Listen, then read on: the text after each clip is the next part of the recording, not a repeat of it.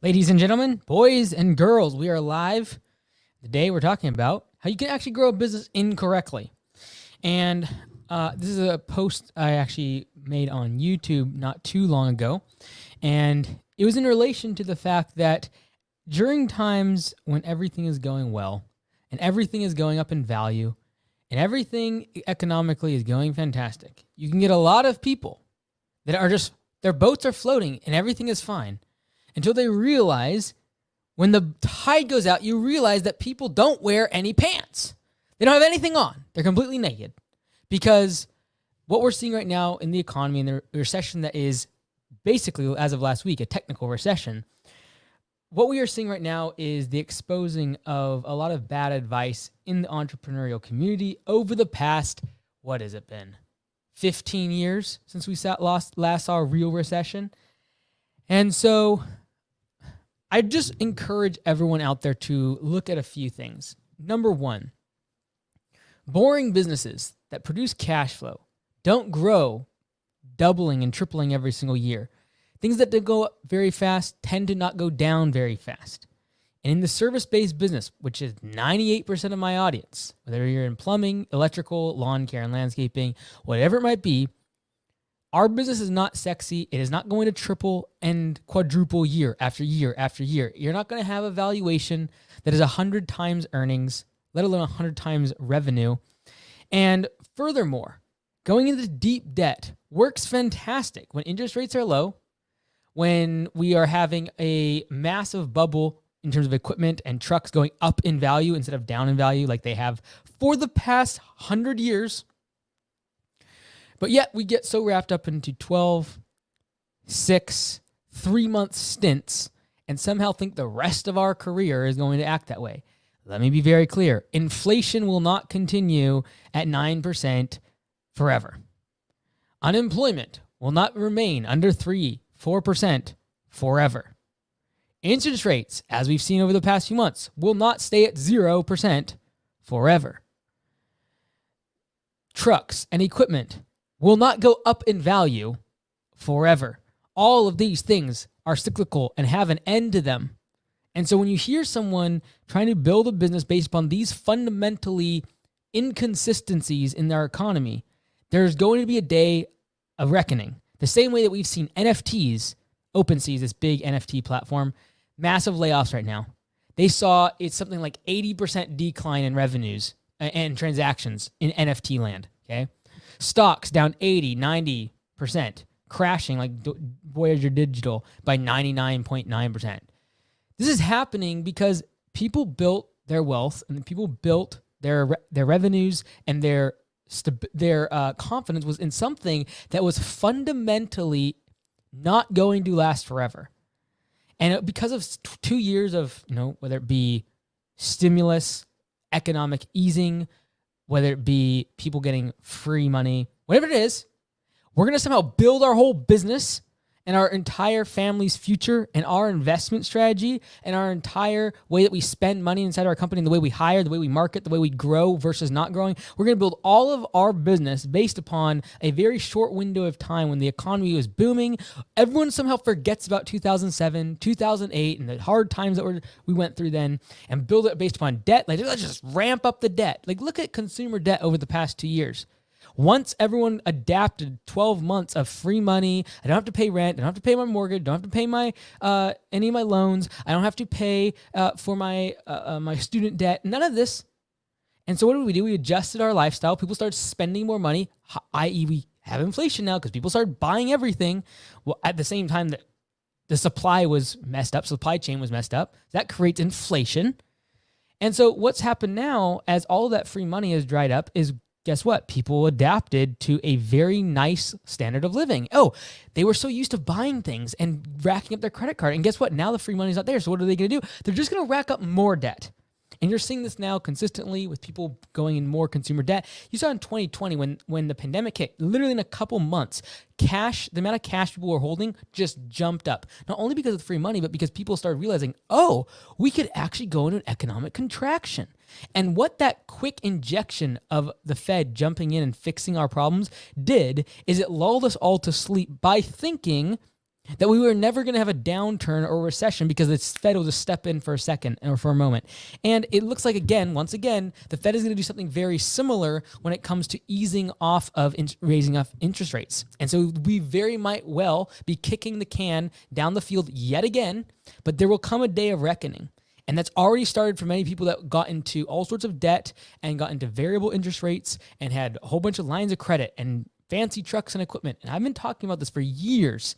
And people have laughed at me for years, but the people who are struggling right now are the ones that went into tons of debt, started to live a business lifestyle, i.e. buying trucks and equipment in front of their friends and family, not for the sake of the business needing it, but because their ego needed inflating during a time when inflation was high.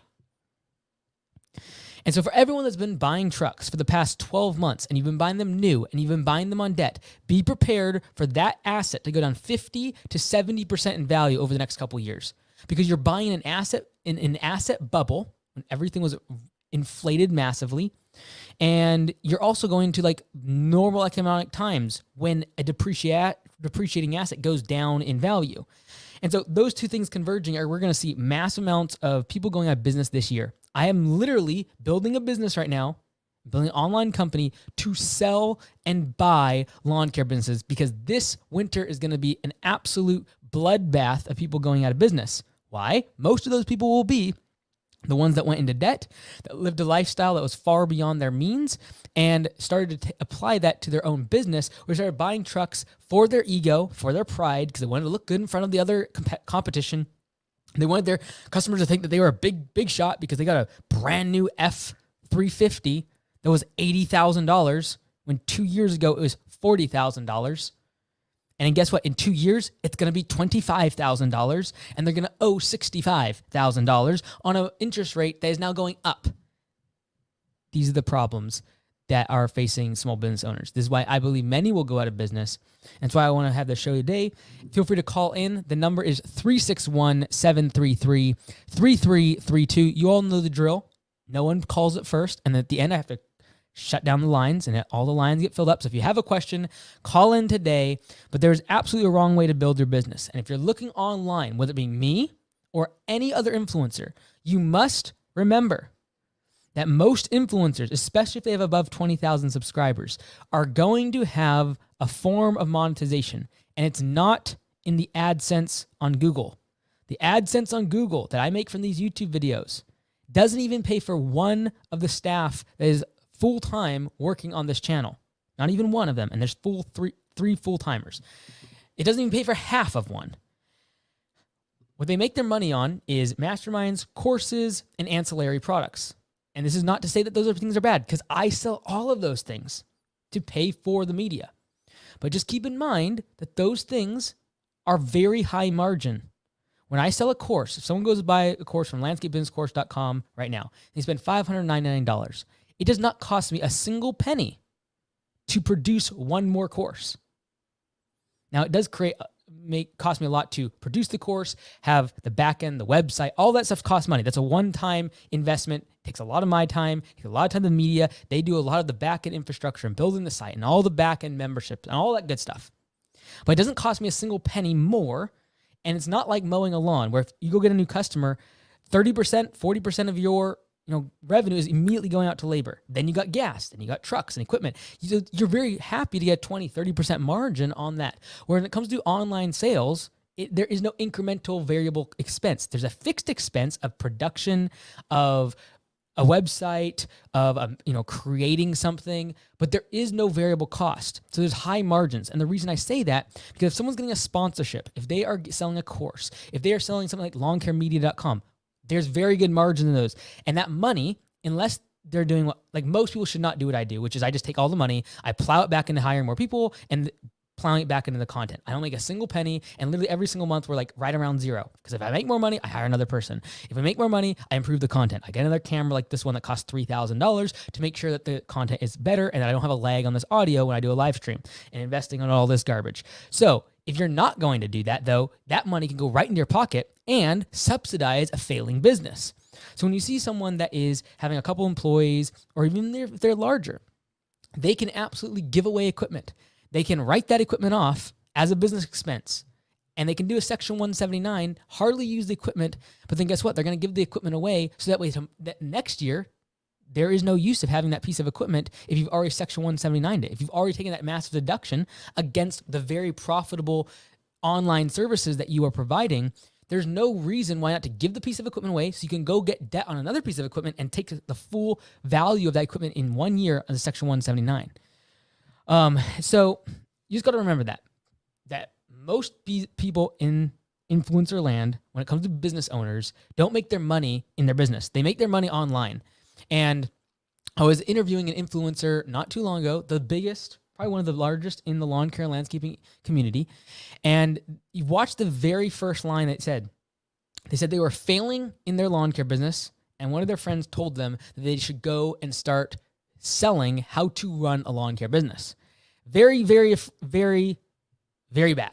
In my opinion, this is why so many people fail in the lawn care industry, is because things like that. Like, you're going to go tell someone how to build a business and you're going to sell online courses when literally the reason you started selling courses is because your actual lawn care business that you're telling people how to build actually is failing.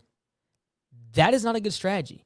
I understand you're not in the business of lawn care at that point, but don't sell how to build a lawn care business if you literally were failing in your lawn care business. All right. All of that to say, we are on the call show today, and today the first caller is coming from a 563 number. Welcome to the show. Thanks for coming on.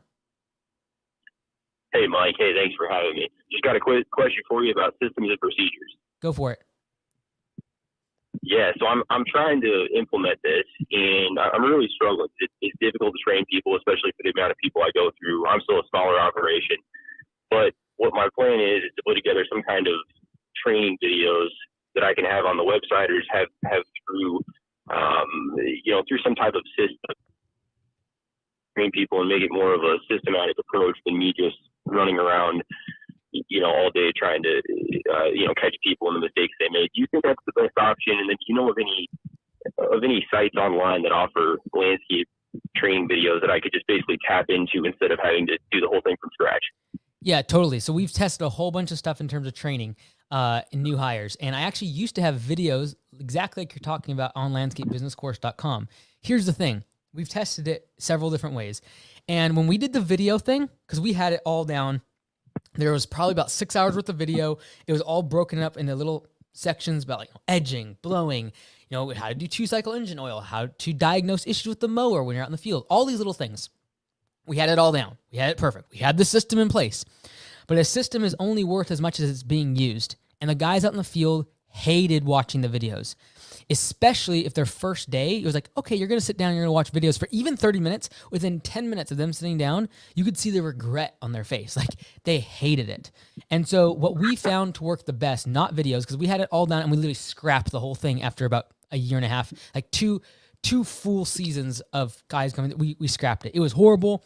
I just saw the pain in their eyes. They're hardworking guys and gals that do not want to sit and watch this computer screen. They want to see it being done. They want to get their hands dirty as soon as possible. So what we've seen work much better in terms of creating a system around training, which I think you should, is take what they want, which is out in the field training, and systematize that. So instead of trying to teach them from A through Z on the first day, only teach them A, B, and C.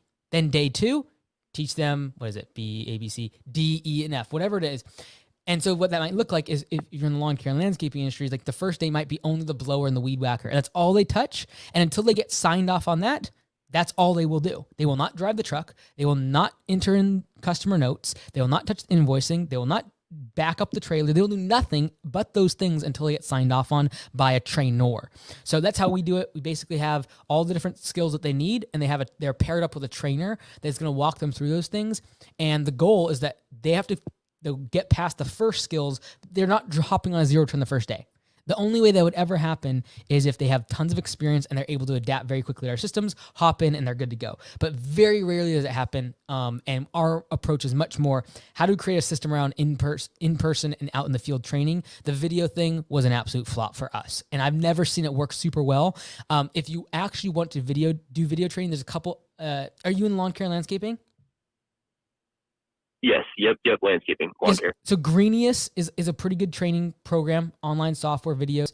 And I have talked to some people who enjoy and have liked using that software. But I think honestly, a lot of times us as owners, that's how we learn. We like that systematization, but the field workers themselves don't enjoy it. They just don't. And I've only seen it work well when it's paired with out in the field training. And we just found that they picked it up so much faster. They enjoyed it a lot more. And literally 5 minutes in front of a screen, they were falling asleep. And so that's just kind of what we've experienced. Make sense?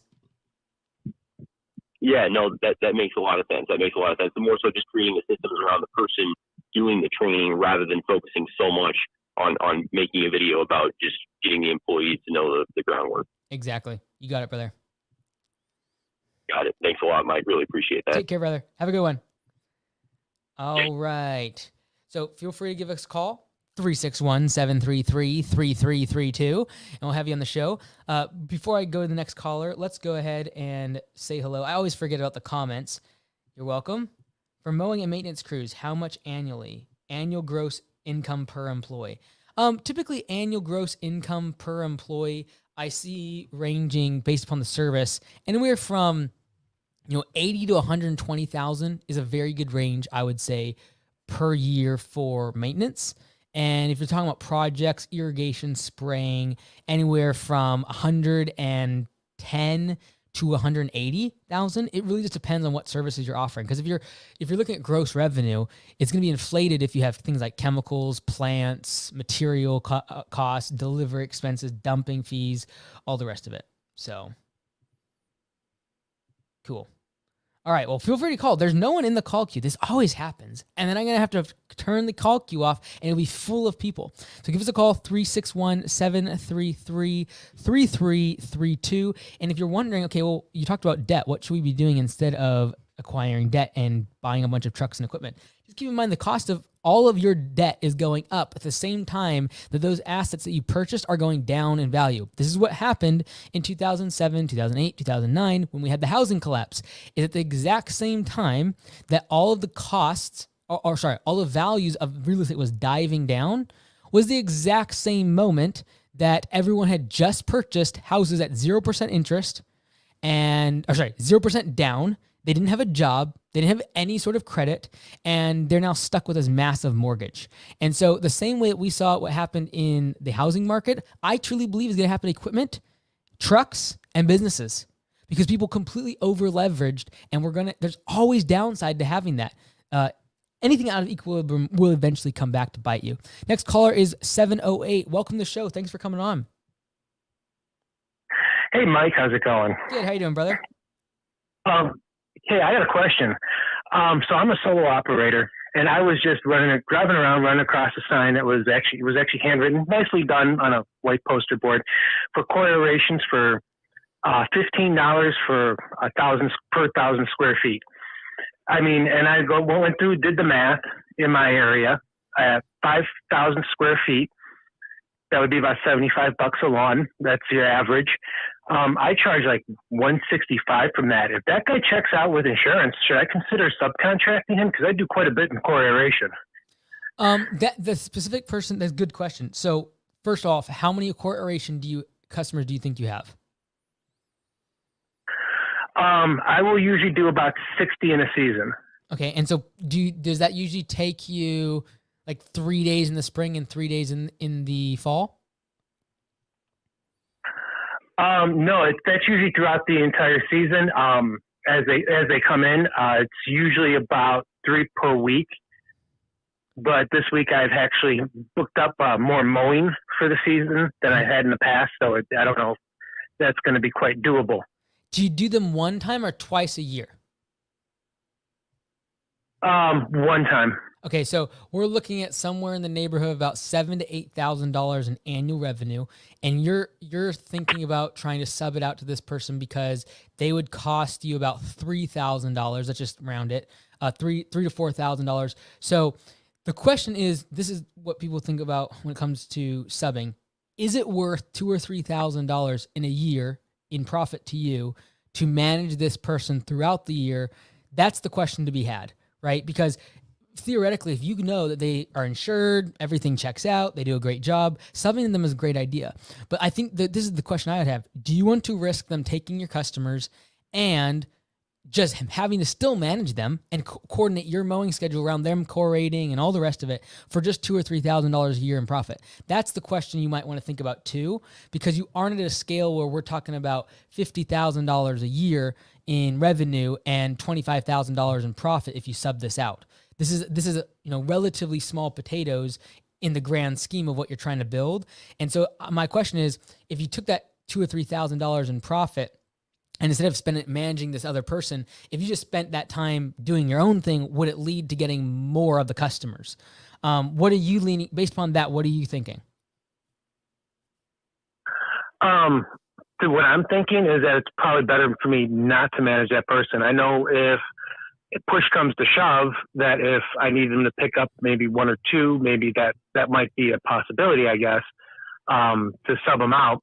But I wouldn't necessarily have him doing everything. Yeah, I think the biggest thing would be trust too. Like obviously if you trust this person, you've worked with them before, that's a big thing. But typically, if you haven't had that working relationship or you know them somehow and there's a level of trust, I would be wary just at your size giving customers away. Because let's say those 60 customers are core aeration, but if you just assume you have like 80 or 100 mowing customers, well, if you gave 60 of them just to contact this other person or they're on their property, like that person could potentially go walk up to their door and say, hey, by the way, yeah, the guy who's mowing your lawn for $50, I'll do it for 35. Because if he's cheaper than you on a core aeration, really good chance he's cheaper than you on a lot of other things. And so I would be wary of that. And I'm not a huge fan of, even price comparison, but realize that someone can put on a good show for one service, right? So they could come do a really good aeration job and then literally tell the customer, oh, hey, you were charged 120 for this? Yeah. I'm only doing this for 50 or 60. Why not next time you just do it through me? Or, how much did he charge you for mowing? I could do that for, what about your mulch? And now they're upselling you, selling your customers. That would be my only apprehension, especially if you're trying to stay at solo model and you have 80, 100 customers that you kind of need to keep. That'd be something you really need to trust them over. And again, that risk, is it worth $2,000, $3,000 a month or a year in profit? Okay. Cool. So I know I didn't really give you a direct answer, but those are the things that I would be balancing out because only you kind of know how much you trust him, how much you depend on those 60 customers staying with you for other services, things like that. Right. So. I mean, it's obviously, I don't know the guy at all. It's obviously like kind of a chuck in a truck. So that would be the first thing I would check is to make sure that I had proof of insurance. Mm-hmm. Before sending him out anywhere. I think your idea of doing one or two would be a good idea. Give him a couple, see what happens, see if he talks to the customer and tries to do something stupid before you go and give him 60 of your customers that could potentially really, really hurt you in providing for your family. Right. Okay. Cool. Awesome, brother. You have a good day. All right. You too. Right, bye-bye. All right. Next caller is coming in. It says from New York. It is a 716 number. Welcome to the live show. Thanks for coming on. Hey, how you doing, brother? Good. What's up? Hey, I have a quick question, kind of touching similar onto the last caller here. Been in business for about 14 years. Absolutely love the industry, love everything about it. However, this past year with the unforeseen, with everything with the labor to getting work, stuff like that, feels like we've been just plagued by the low ballers, where our customers are going for projects from other contractors that just do absolutely horrendous work. My question is to you, it seems like, at least in our marketplace, quality of work does not exist anymore. People are just kind of paying for it to get done, I don't know. Have you ever experienced that? Are you seeing that? Or is that am I just in a mental black fog right now, Yeah, I would say definitely the latter. We get so wrapped up in our industry, and honestly, I've seen time and time again where everyone has their own specific market, and we get so wrapped up in it in our local competition and everything. It's ultimately everyone's struggling with labor, right? And at the end of the day, right. That means a bunch of chucking trucks coming into the market, which they will during a recession. You have to remember Every other competition that is not a truck and a truck is having problems like you are with labor, with inflation, with getting guys to come to work, all the rest of it.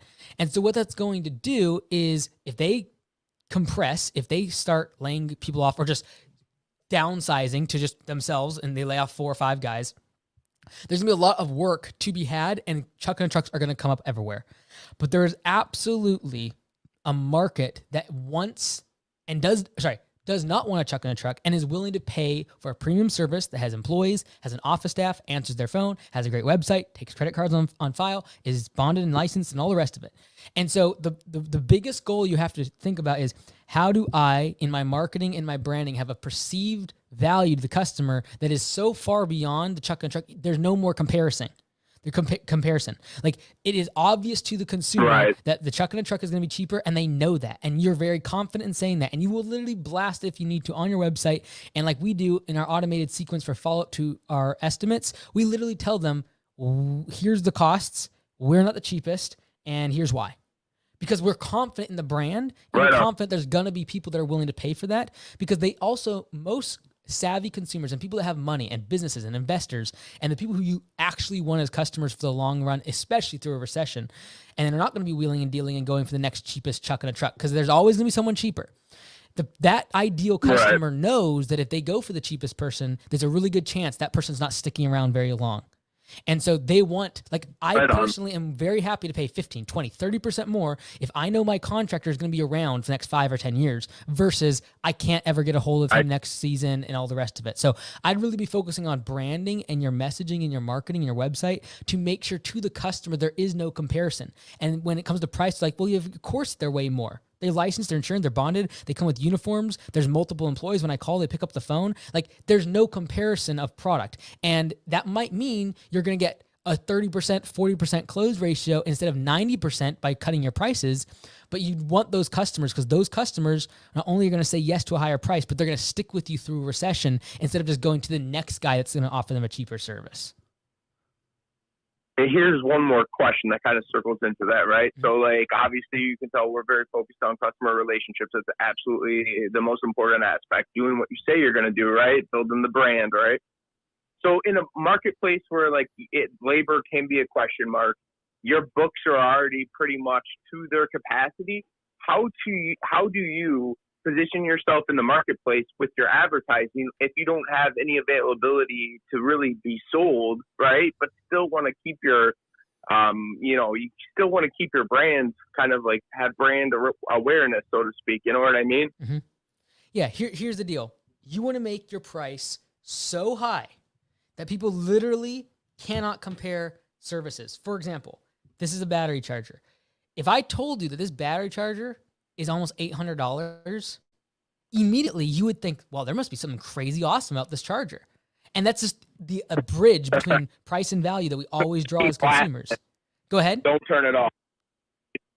Just keep blasting advertising no matter what. It's more about branding, not advertising as much as branding. I want you to really raise your price to the point where people have to be like, okay, this person's charging $100. This truck and a truck is charging $35. There's got to be something different here. They both live in the same lawn, and then that's when they literally call you and say, you're twice as much. And you're like, yeah, here's why. And then you literally, that's your platform to share exactly all the things that make you different than Chuck and a Truck. Now, if you are exactly the same as Chuck and a Truck and you raise your prices, you just won't get any work. But what you got to focus on is, from a branding perspective, making it very clear to the consumer that my prices are going to be significantly higher because of these things. And if you have no capacity right now, the first thing I'd be doing is raising prices.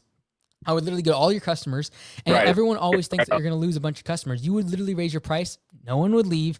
Very few would. And the few people that would leave are the ones you already, they're the most headache right now. And then that would give you the capacity to keep growing and getting higher value customers.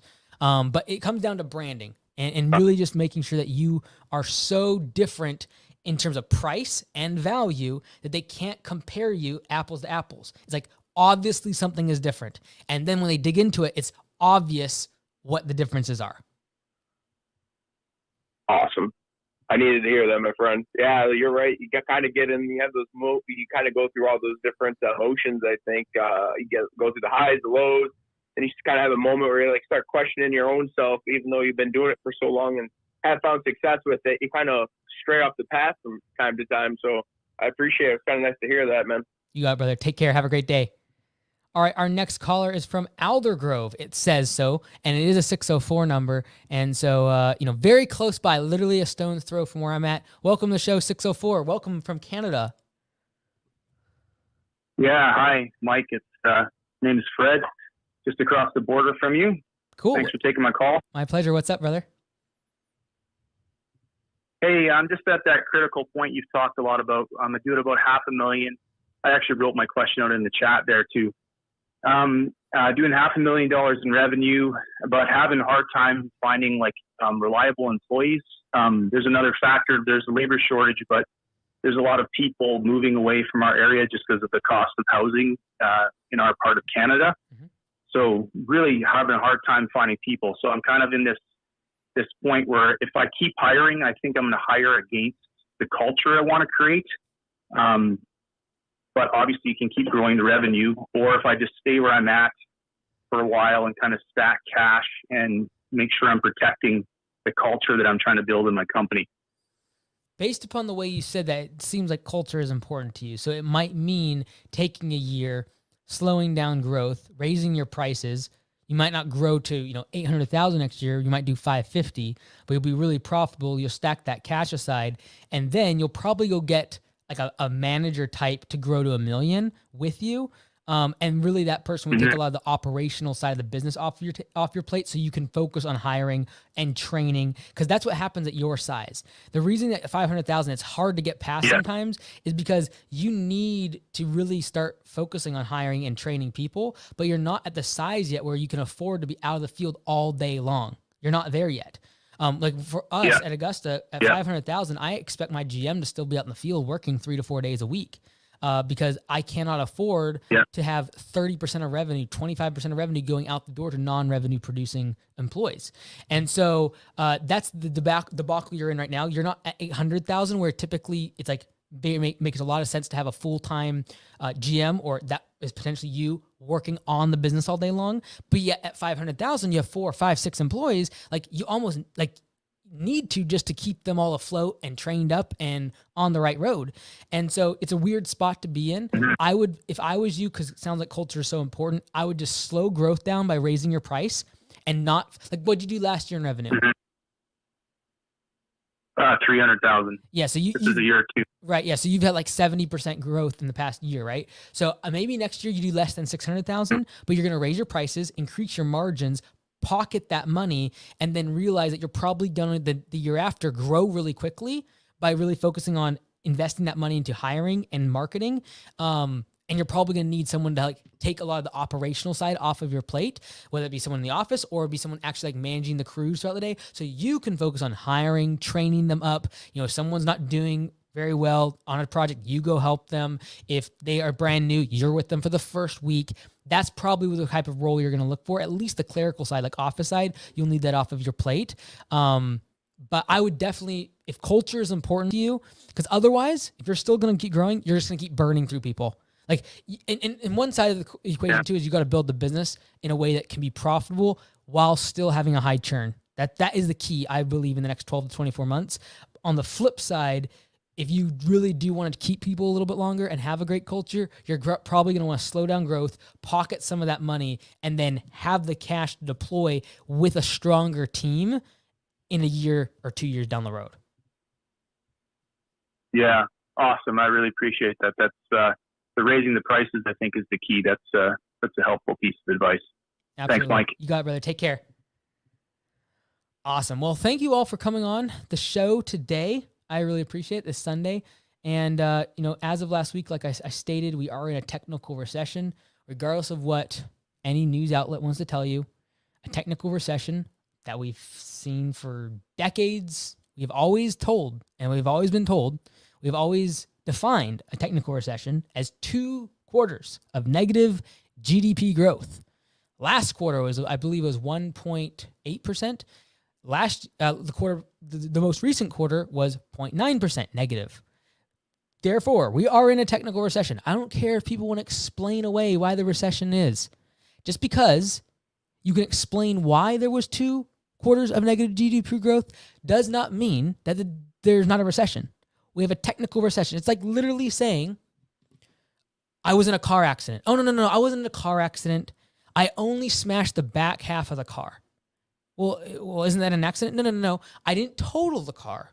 I just crashed the back of it. And I know I can't drive, but I didn't total it.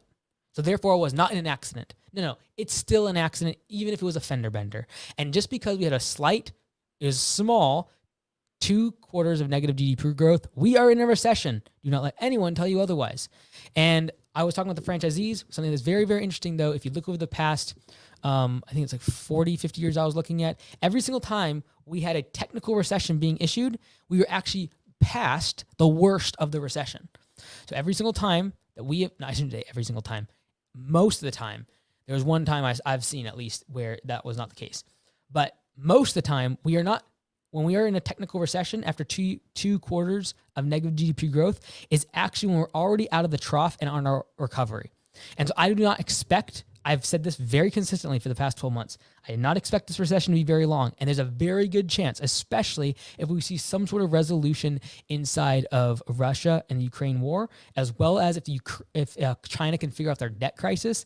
If those 2 things happen, trust me, we are already out of the worst of the recession. Now, all this could go worse. Inflation could still keep running. The Fed doesn't raise rates because they're trying to play political games like they are right now. That could all potentially get worse and worse. But I feel that we potentially have actually already seen the worst of the recession in terms of the stock market, real estate, and potentially even interest rates. So all of that to say, I nor anybody else knows what's to come. The fundamentals of business and how you structure and build your business will be tried and true based upon the ups and downs in the economy. When things are up, you usually want to be thinking more conservatively. When things are really down, when everything is horrible and everyone is running for the hills and closing down their shop, that's usually the time you should be going all in on your business. Being a contrarian when it comes to investing and building businesses and growing your wealth is 100% where generational wealth is built and where billionaires and millionaires are made is in times of recession. They're going all in. And when everything is frothy and everything is going, fantastic and everyone's printing money and everything is fantastic, you got someone like a Warren Buffett telling everyone like, I don't think we should be spending money on these tech companies last year. And Warren's, he's all washed up. Uncle Warren he's just a boomer. Well, yeah, who's laughing now? One of the only stocks in terms of Berkshire Hathaway that was able to withstand, because they bought a whole bunch of fuel. They bought a whole bunch of boring companies, a bunch of, very low PE, price to earnings ratio, in the stock market. When everyone else was buying Google and Apple and all these fancy companies, he stuck to the boring stuff. And guess what? Over the past 3 months, he's been spending money like crazy. When everyone else is, oh no, sell everything, get out. Oh my word, we're going into recession. He's spending money like crazy right now. Just go look at how much cash they had 6 months ago versus today at Berkshire Hathaway. These are fun things. These are great. But contrarian investing and contrarian thinking always is hard because the herd mentality is to do what everyone else is doing. And when everyone else is buying NFTs and investing in the stock market, last October, I made a video that I said I'm selling more than half of my portfolio. And if you go to the comments of that video, people raked me over the coals. But I realized, and I said in the video, things are too frothy. This is not going to last forever. And 2022 will be a horrible year. And sure enough, that's what's happened. And at the exact same moment, right now, as I I'm sitting here.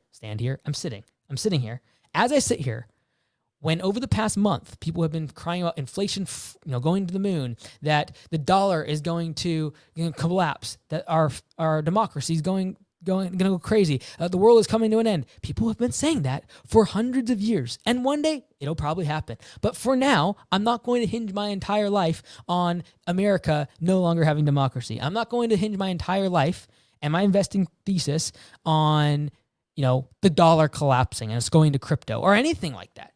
Because if that happens, I will have bigger problems than my business.